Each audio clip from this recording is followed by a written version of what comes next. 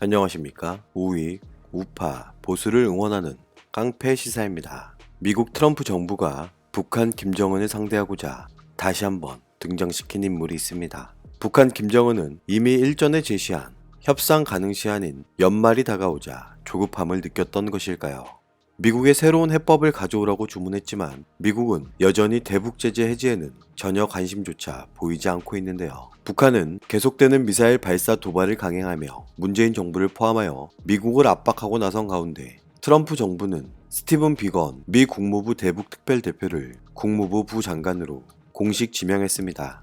미국의 세계 외교를 전담하는 국무부에 그것도 2인자 자리에 오른 스티븐 비건은 국무부 부장관을 포함해 대북 특별대표 역할도 병행할 것으로 알려졌는데요. 2018년 9월 미 국무부 대북 특별대표로 임명된 스티븐 비건은 이미 스웨덴 스톡홀름에서 최선희와 만난 적이 있고 2월에는 김혁철과 실무 협상을 했으며 10월에는 김명길과 만나 비핵화 협상을 한 전적이 있기에 미국과 북한 사이에 새로운 스토리텔링이 생길 것이라고 많은 사람들은 기대와 우려를 동시하고 있는 것인데요. 스티븐 비건 대북 특별대표는 그동안 계속해서 강경한 입장을 보였던 존 볼턴과는 다르게 유연성을 강조했던 인물이었기에 전 세계의 이목이 집중되고 있습니다. 스티븐 비건 대표가 미 국무부 부장관으로 지명되면서 대북 특별대표라는 직위도 유지할 것으로 예상되는 바 북한 김정은과의 비핵화 협상을 어떻게 진행할지 궁금한데요.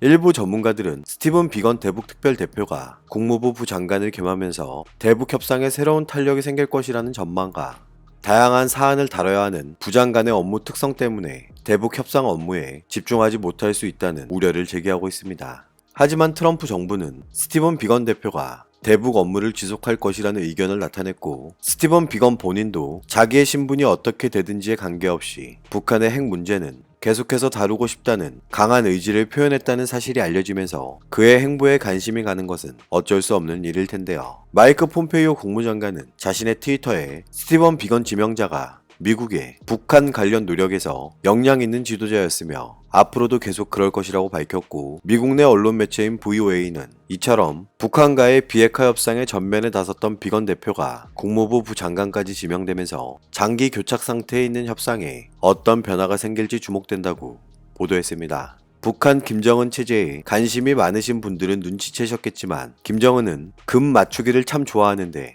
스티븐 비건 대북 특별대표가 실무 협상에 나서자 스톡홀름에서 최선희를 만난 이후로는 외무성 1부상이 아닌 그보다 낮은 직급의 사람들을 만나왔었는데요. 트럼프 정부가 스티븐 비건 대북 특별대표를 부장관에 임명한 것은 어쩌면 대외적인 급을 맞추기 위해서였을지도 모릅니다. 미국 국무부 부장관 직급을 가지는 스티븐 비건이기에 북한에서도 이제 비핵화 실무 협상에서 최선희가 직접 나설지 많은 사람들은 궁금해하고 있는데요. 북한 최선희가 하노이 회담 이후 급격한 관심을 받으면서 새롭게 등장했고 최근 김정은과 금강산 현지 지도에 동행한 사실이 알려지면서 북한 내부에 떠오르는 실세임을 증명하기도 했습니다. 11월 1일 마이크 폼페이오 국무장관은 라디오 인터뷰를 통해 이런 입장을 드러냅니다. 지난해 합의한 북한 비핵화를 위해 노력 중이지만 진행 속도가 너무 느리다며 북한 비핵화는 전 세계의 주요 임무이며 이를 위해 유엔 안전보장이사회에 대북 결연을 함께하고 있다고 앞으로 몇 달 내에 좋은 결과를 얻을 수 있기를 기대한다고 주장했는데요. 마이크 폼페이오 국무장관의 이번 발언은 북한이 초대형 방사포 시험에 나섰지만 북한을 지나치게 자극하지 않고 대화의 끈은 놓지 않겠다는 말로도 풀이될 수 있습니다. 스티븐 비건 대표의 국무부 부장관 지목과 북한의 초대형 방사포 도발 시점이 묘하게 겹치는 것을 우리는 주의 깊게 봐야 하는데 북한은 미국과의 대화 직전에 군사력을 가시하면서 협상에서 우위를 차지하려고 하는 벼랑 끝 전술을 수차례 써왔고 이것은 미국과 북한이 곧 협상 재개를 할 수 있다고 의미하는 것일 수도 있습니다. 11월 2일 조선중앙통신의 보도 내용을 살펴보면 북한 외무성 대표단이 스웨덴을 포함한 유럽 순방길에 올랐는데 대표단은 일부 유럽 나라들을 방문하기 위해 출발했고 방문 예정지로 스웨덴, 핀란드, 폴란드를 나타냈습니다. 하지만 북한 대표단의 유럽 순방 목적과 구체적인 일정 등은 공개하지 않았는데 이중 스웨덴은 얼마 전 미국과 북한의 비핵화 실무 협상이 열렸던 곳이고, 스웨덴 정부가 미국과 북한의 협상 결렬 이후 2주 안에 협상을 재개하자면서 미국과 북한에게 각각 초청 의사를 나타냈는데, 북한은 지금까지도 묵묵부답입니다.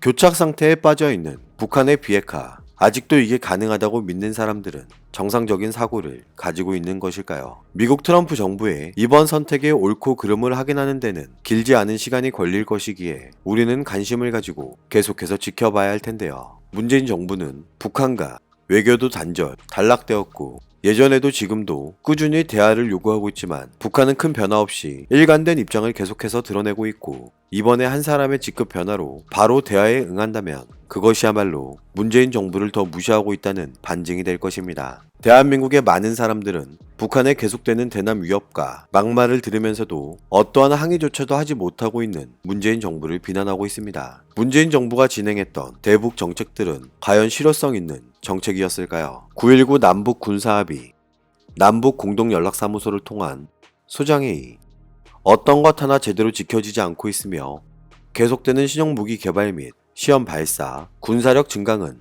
어떤 말로도 이해를 할 수 없지만 여전히 문재인 정부는 유화적인 입장만을 고집하고 있습니다. 그래서였을까요? 문재인 대통령이 모친상을 치르고 있을 때 최소한의 예우 차원이었던 진심이었던 조의문을 보내면서도 대남 위협을 강행한 사실을 말씀드렸었는데요. 사람이라면 해서 될 일이 있고 해서는 안 될 일이 있습니다. 북한 김정은이 이번 문재인 대통령 상중에 초대형 방사포 도발을 한 것을 문재인 정부는 분명히 잊지 말아야 할 텐데요. 그런데 미사일 도발이 채 잊혀지기도 전에 이번에는 북한 김정은이 도와달라는 형국을 나타내고 있어 문재인 정부의 향후 행동에 관심이 쏠리는데요. 11월 3일 북한의 언론 매체 노동신문의 보도 내용을 살펴보겠습니다. 가뭄 극복도 마음 먹기 탓이라며 이상기후 현상으로 극심한 가뭄이 해마다 계속돼 농업 생산에 큰 지장을 주고 있고, 올해도 겨울철에 눈이 적게 내린 데다가 봄철과 여름철에 가뭄 현상이 나타났다고 밝혔는데요. 북한이 이렇게 식량난을 강조하는 것은 또다시 도와달라고 돌려서 말하고 있는 것은 아닐까요? 이미 문재인 정부는 북한의 식량 상황 등을 고려해 세계 식량 계획을 통해 쌀 5만 톤을 북한에 지원하기로 했으며, 지원하는 식량이 북한 주민에게 최대한 신속히 전달될 수 있기를 기대한다고 발표하면서 9월 말 지원하기로 한 1277억 원의 예산도 심의, 의결도 신속하게 마쳤지만 북한이 식량 지원 거부 의사를 돌연 밝히면서 주고 싶어도 주지 못하고 있습니다. 계속해서 무시를 받아왔던 국민 비난 여론을 무릅쓰고 또다시 유화 정책을 고집하지는 않을지 걱정이 되는 것은 저뿐일까요? 대한민국과 미국의 동맹이 북한으로 인해 계속 엇박자를 내면서 걱정하는 사람들이 많아지고 있습니다. 한 가지 예를 들어보겠습니다. 대한민국 안보를 지키는 데 있어 한미 동맹 훈련은 계속해서 강조해도 모자람이 없을 텐데요. 여러분도 알다시피 대한민국이 북한보다 앞서는 대표적인 군사력은 공중전입니다. 2015년 한반도 전시작전 준비훈련으로 실시되었던 대규모 연합 공중훈련인 바질런트 에이스는 매년 12월 대한민국과 미국의 공군 항공기들이 대규모로 참가한 가운데 시행됐지만 한미 군 당국은 작년에 이어 올해도 실시하지 않을 것으로 알려졌습니다. 정부 관계자는 이런 입장을 나타냅니다. 한국과 미국 국방부는 매년 12월 시행했던 바질런트 에이스를 작년에 이어 올해도 실시하지 않기로 방침을 세웠다며 비핵화를 위한 외교적 협상 노력을 군사적 차원에서 계속 뒷받침한다는 것이 양국 국방부의 기본 입장이라고 밝혔습니다. 유일하게 전력이 앞선다는 대규모 합동 공중 연습이 2년 연속 이루어지지 않는 것은 마치 대한민국의 평화가 찾아왔다고 오인할 수도 있는 상황일 텐데요. 북한이 핵 전쟁 국면으로 몰아가는 엄중한 군사적 도발이라고 강력히 비난하면서부터 한미연합 군사훈련이 계속해서 축소되고 있는 것을 우리는 알아야 합니다. 문재인 정부는 깨달아야 합니다. 섣부른 대북 정책이 불러온 결과가 지금의 이 상황입니다. 북한의 눈치 보기에 자국의 안전을 위해 실시하는 한미연합훈련이 계속해서 축소되거나 사라진다면 대한민국 안보에 심각한 위협이 된다는 사실은 누구도 부정할 수 없을 텐데요. 절대 자국민의 안보와 경제보다 중요한 것은 없습니다. 오늘도 우리는 우리가 누리고 있는 이 자유민주주의를 위해서 누구의 목소리를 응원해야 할지 선택은 여러분의 몫입니다.